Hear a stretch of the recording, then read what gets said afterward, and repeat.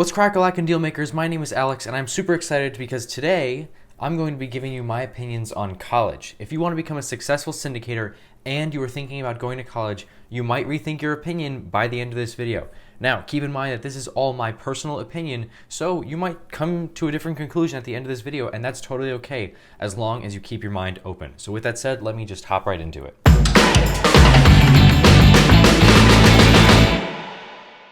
Now, this subject has become a greater talking point in the past few years and, the latest decade, because more and more high school graduates have decided to pursue other options other than getting a secondary education in college, whether that be university, community college, state college, any of those. There are different options that one can pursue, and it doesn't always have to be college right after high school.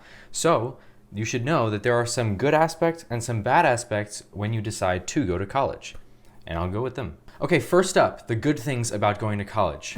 Number one, it builds people skills. When you're in an environment where you have to network with other people, you're going to naturally build skills for dealing with people. That's really helpful in business because in business, you deal with people all the time.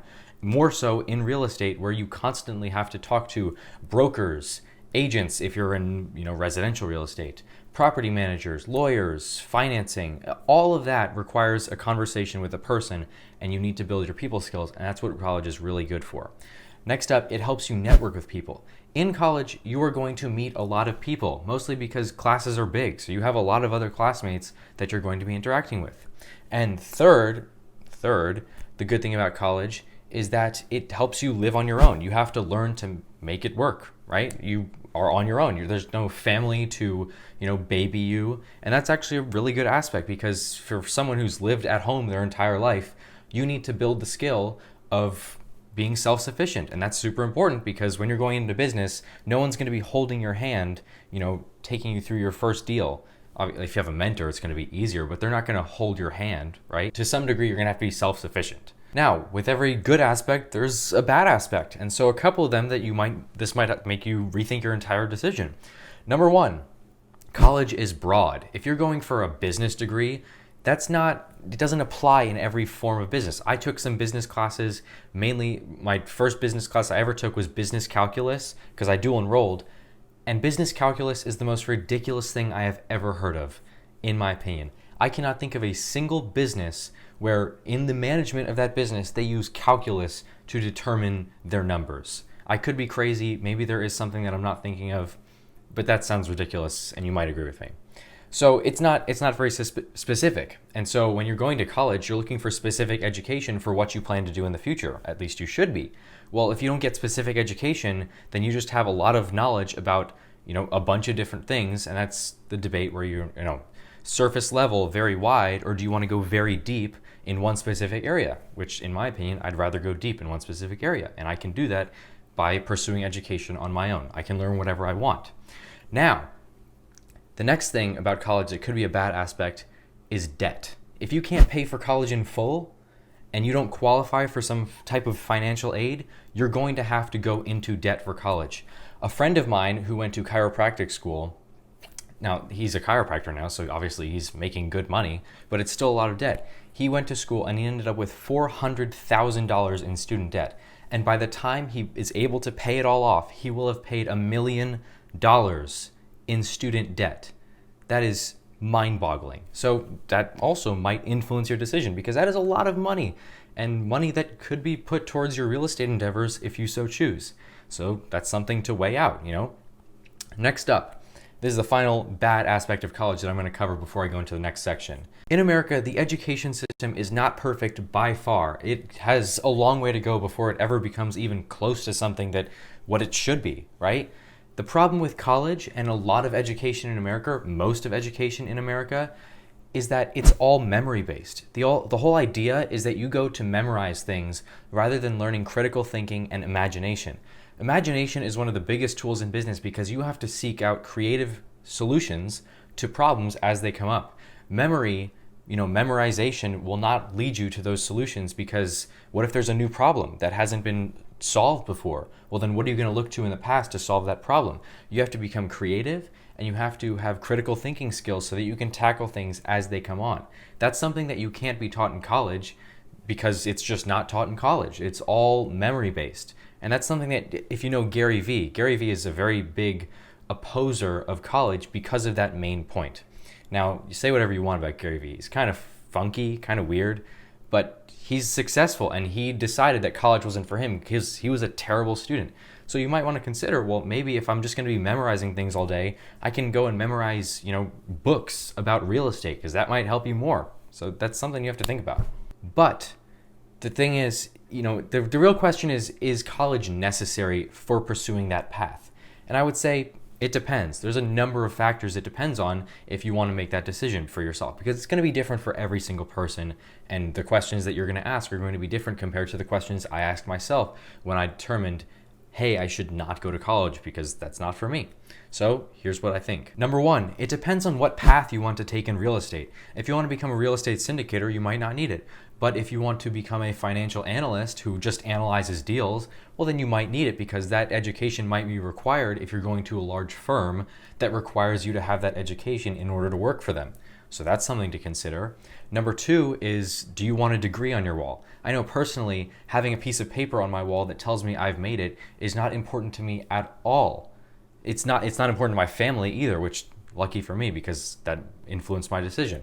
But it might be important for you, and I hope it's not important for you, because tying your self-worth to a piece of paper is kind of sad, but that's something you should consider, because maybe that is important to you. I can't judge, right? Because we all have our things.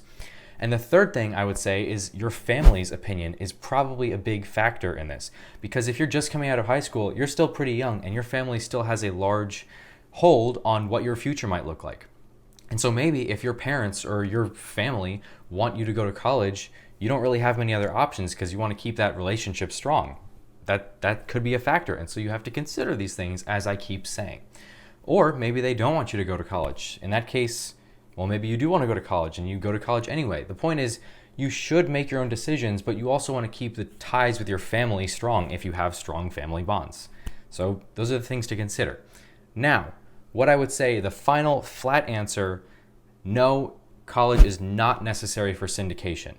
If you want to get into syndication, if you ignore the things I just said before about the considerations you should make, and you just want to focus on becoming a syndicator, then absolutely you do not need to go to college in order to become a syndicator. Now, there are some caveats, because they're going to have to put in some work in order to become a syndicator without having the benefits that college does give you. And so you're going to, have to pursue certain things that you might not have to pursue if you were just going to college. Number one, you have to commit to being a lifelong learner. You have to always be learning, always be seeking out new information and new education outside of a school setting, whether that be YouTube videos, books, podcasts, courses. Speaking of courses, have you heard of the Dealmaker Certification course by the Michael Blanc? Because it is an excellent resource for learning all things syndication. It is the A to Z, step 1 through 100 of exactly how to get to your first deal and become a professional syndicator. So if you want to learn more about it, you can go to themichaelblanc.com/DMC for Dealmaker Certification. Excellent resource. But you have to commit to being a lifelong learner. Whenever you stop learning, you stop growing. When you stop learning, you become stagnant. Think about it this way. When water becomes stagnant, it becomes nasty. It's undrinkable. You can't do anything with it. But when you become stagnant, you stop growing. You don't want that. Everyone wants to keep growing. Everyone wants to get better throughout their life, unless you're crazy. But you got to keep learning if you want to stay growing. Next up, you have to network like crazy. Put yourself in situations and environments where you are around a lot of people who want to do what you want to do, or want to pursue real estate, or want to invest in real estate, because they can become important allies on your team and people that you work with in the future. If you're not going to college, you're going to have to force yourself to get around a lot of people, because college is easy. I mean, you walk in and there's thousands of people around you. That is not the case in everyday life when you just sit at home, go to the grocery store, go out to eat, and then go back home. You're not going to get the same amount of people unless you're going to events and masterminds and real estate investment groups and things like that. You're going to have to put yourself in those situations. And tying into that, you're going to have to build up your emotional and social intelligence skills. Now, if you don't know what that is, there is a thing similar to IQ, intelligence quotient, I believe that's what it is. It's called emotional quotient, EQ, and it's actually more important in my opinion, because a lot of successful people have lower IQs but higher EQs. Your EQ is your ability to sense awareness in the room, be aware of other people's emotions and feelings and how they're interacting with you. By developing those skills, people will like you more, and it makes it way easier for you to do business with other people. And that's something that's really helpful in real estate, because you have to do business with other people, as I already mentioned earlier in the video. So you have to get around a lot of people, build up your emotional skills. And last up, you have to be self-sufficient. I mean, who wants to deal with a baby? Don't be a baby, right? Just grow up and learn to live on your own. Even if you don't live on your own, maybe you still live with your parents. I mean, that's totally okay too. But try and be as self-sufficient as possible so that people know that they're dealing with an adult and not some child. That's going to be a really crucial step in getting people to take you seriously, even if you don't go to college. So in conclusion, the answer is definitively no, you do not need college to become a successful syndicator. But you're going to have to take some steps that I already mentioned in order to ensure that you're not a couch potato living with your parents into your 40s. You want to be successful in syndication, and so you have to take those steps in order to become successful. As I mentioned, this is all my personal opinion, so if you disagreed with me, well, then go to college. That's totally up to you. You can still make that decision, and it's not going to make you any less successful in real estate as long as you're still devoting time into learning and growing and becoming a better person.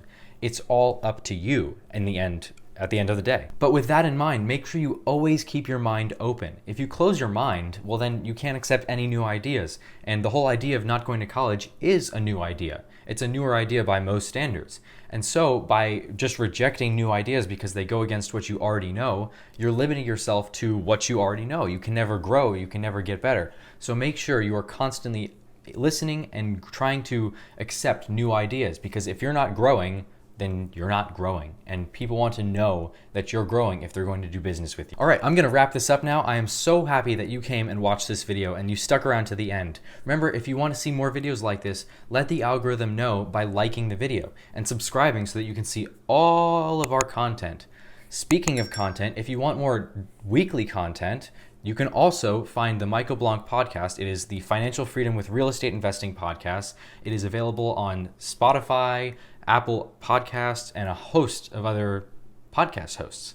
So make sure you go check that out, because there's lots of great guests that come on every single week. You are sure to find some tidbits of knowledge that are going to help you on your financial freedom journey.